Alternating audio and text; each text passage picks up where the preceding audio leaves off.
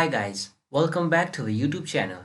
So in this tutorial, we're gonna learn how can we paste an object from the clipboard to the current drawing sheet. Okay, so let's suppose this is the drawing and we want to paste here something which is out of this AutoCAD and it is present in this Word or something else. So let's suppose this is the text. This video is all about the pasting object from clipboard to current drawing. I'll just copy it and then I'll minimize it and I want to paste it over there. Okay, somewhere around here. So to paste it, you just have to click on this home button and here in this clipboard, just click on that and this option that is paste. Just click on this option and now whenever you will click, wherever the area you will click, that thing will be pasted.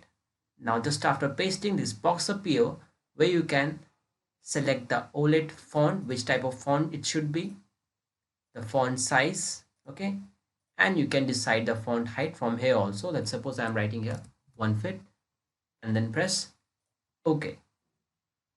It's currently 1 feet. If you are not satisfied, then you can click on that and right click and here is the option that is OLE. Just click on that and this option here is text size.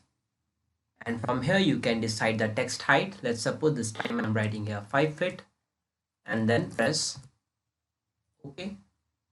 And here is the size. Similarly, you can use the shortcut, guys. The shortcut is paste clip, PASTECLIPN, enter. Again, click on the screen, resize it, what the size that you want. This time I'm keeping it as 6 feet and then OK. So it's very large, I think. Yeah, so this way you can use, or you can use a shortcut key that is we usually used to do is Control plus V, that is paste. So this way you can use to paste an object from clipboard. Hope you like this video. Thank you.